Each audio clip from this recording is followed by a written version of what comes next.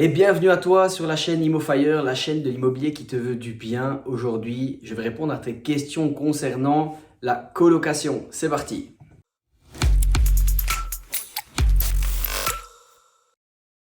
Avant toute chose, pense à t'abonner juste ici, pense à lâcher un petit like à la fin de la vidéo bien sûr si tu as apprécié.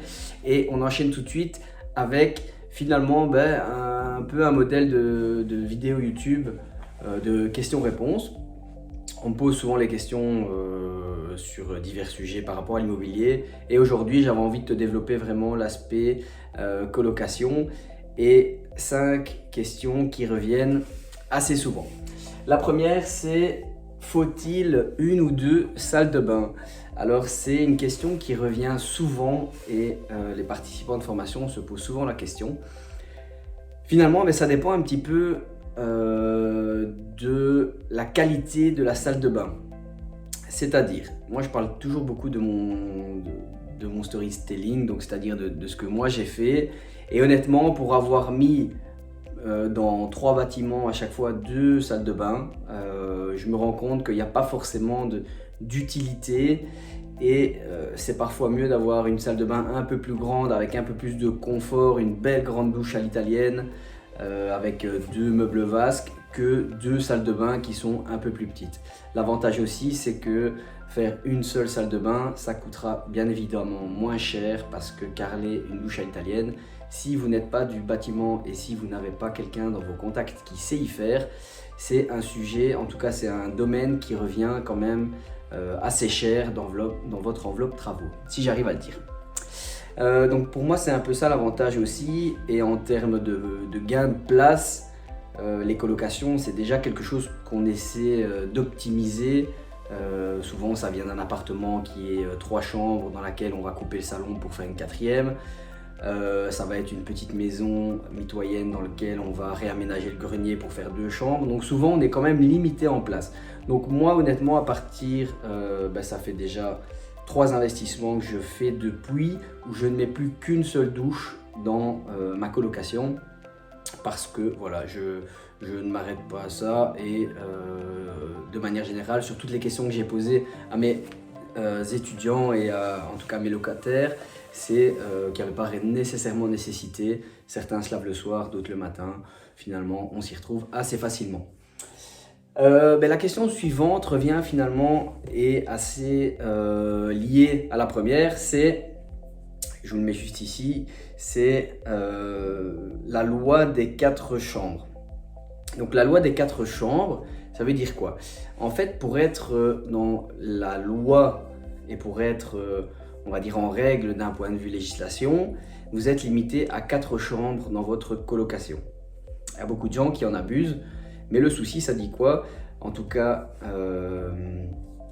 en Wallonie, ça dit que au-dessus de 4 chambres, vous êtes dans un immeuble, dans un logement collectif. Donc, un logement collectif, ça veut dire quoi? Ça veut dire que vous allez avoir des normes qui sont bien plus strictes qu'une habitation unifamiliale classique, qu'un appartement 4 chambres, qu'une maison mitoyenne 4 chambres. Le problème des logements collectifs, c'est que si vous voulez faire les choses correctement, un logement collectif, ça demande donc un permis de location, ça demande de mettre votre bâtiment aux normes pompiers, temps plafond RF, mur RF, porte coupe-feu, système incendie, centrale, je reviens plus sur le nom, mais ça demande vraiment un attirail et des frais qui sont beaucoup plus conséquents à mettre en place sur une maison classique, ou du moins par rapport à l'exemple que j'ai sur un immeuble de rapport de 3 appartements. Pour mettre aux normes, rien que la centrale incendie qu'on doit mettre dans le bâtiment, ça nous avait coûté 10 000 €. Donc honnêtement, c'est pas quelque chose à négliger. Mais clairement, je m'éloigne un peu du sujet, mais par rapport à la règle des 4 chambres, si vous voulez vraiment faire ça sans être inquiété ou en dormant sur vos 2 oreilles, limitez-vous à 4 chambres, ce sera déjà très bien en termes de cash flow et de rentabilité. Et voilà, si vous êtes un petit margoulin, vous pouvez faire 5 chambres, j'en connais qui le font et voilà, ils dorment très bien sur leurs 2 oreilles. Mais la loi dit que c'est 4 chambres maximum. Question suivante. Alors, on m'a posé la question de savoir à quoi faire attention lorsque tu rénoves finalement ta colocation ou du moins ton bâtiment. C'est de toujours prévoir le bâtiment pour une famille. Je m'explique. Par exemple, demain, votre projet, c'est de louer à 4 étudiants, 4 jeunes travailleurs. Très bien, faites-le.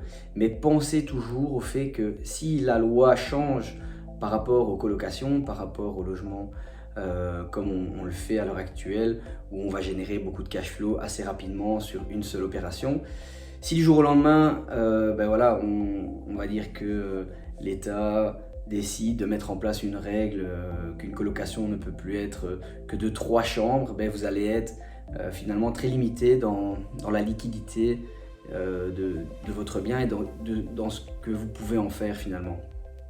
Donc moi personnellement, par rapport à cette question, j'y réfléchis beaucoup dans mes projections et je me dis toujours, tiens, ok, je rajoute une cloison là, mais si du jour au lendemain la loi change, je sais que je fais sauter ce mur là et ça me fait un joli salon pour ma maison unifamiliale, pour mon appartement, et je pourrais très facilement le relouer à une famille derrière. Pareil en cas de revente, si votre bien est destiné à une colocation de 4 chambres, mais que finalement vous avez quand même un jardin, vous avez quand même une situation qui est intéressante pour une famille, votre bien sera peut-être plus intéressant à vendre auprès d'une famille, il partira plus cher que pour un investisseur qui souhaite reprendre votre colocation. Simplement parce que voilà, les maisons unifamiliales pour une famille de 3 chambres, ça ne court pas les rues et en tout cas ça s'arrache à des prix à l'heure actuelle assez chers. La question suivante, c'est par rapport aux garanties locatives. Alors on m'a demandé ici hier comment est-ce que je fonctionnais pour les garanties locatives. Donc j'ai testé un petit peu tout. Au début, même encore à l'heure d'aujourd'hui, en réalité, je ne passe pas forcément par la banque pour faire un dépôt de garantie locative.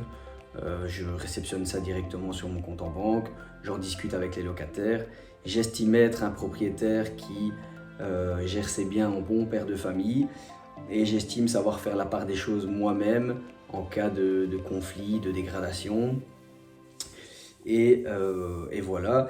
Et donc par rapport au fait de déposer une garantie à la banque, j'avais aussi cette question qui revenait, c'est si tu déposes ta garantie à la banque, est-ce que tu demandes à tes 4 colocataires de déposer sur un même compte ou est-ce que tu fais à chaque fois 4 dépôts différents?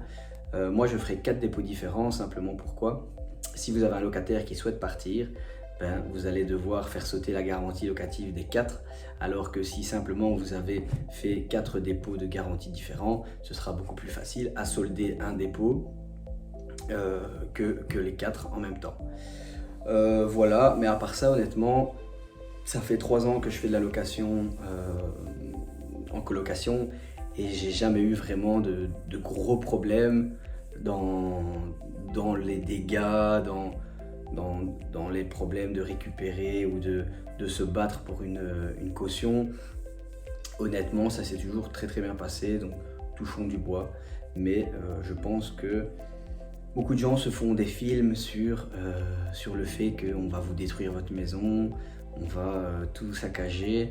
Mais honnêtement, si vous faites les choses de manière carrée, vous mettez un règlement d'ordre intérieur, vous faites signer ça par tout le monde, vous sélectionnez des locataires qui sont responsables, vous mettez des parents qui sont garants, vous ne risquez pas grand chose.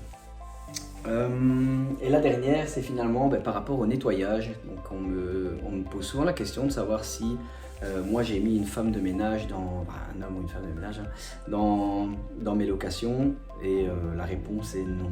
Au début, je l'avais promis et en fait j'ai pas vraiment su respecter mes engagements là-dessus parce que c'était pas forcément facile à trouver, et je me suis rendu compte assez vite que finalement des locataires, que ce soit des étudiants ou des jeunes travailleurs, ils sont censés s'élever à un moment à être des adultes et à gérer un bien eux-mêmes. Donc pour moi, une vaisselle qui traîne ou même passer l'aspirateur, ça doit faire partie des tâches de chacun, et c'est un peu ce que je vends quand je fais visiter des biens. avec les parents ou sans les parents. Et je dis voilà, vous êtes des grandes personnes, vous devez maintenant gérer les tâches ménagères d'une maison sans devoir trop passer derrière vous. Et c'est ce que je dis souvent aux étudiants. Je leur dis voilà, moi, je passerai pas dans le bâtiment pendant toute l'année, sauf si vous m'appelez, qu'il y a un problème, parce que je pars du principe que je fais assez facilement confiance aux gens et je pars du principe que les gens sont un minimum éduqués. Voilà, ce sera tout pour cette vidéo. Je sais que ça part toujours dans tous les sens avec moi, mais au moins je réponds et je donne un maximum d'informations. J'espère que ça t'a plu, j'espère que si ça t'a plu, tu vas mettre un petit pouce. Pense surtout à te réabonner si tu n'as pas encore fait à la chaîne. Et voilà, tout simplement, si tu as des questions, n'hésite pas, tu lâches ça en commentaire. Et je te dis à dimanche prochain. Ciao!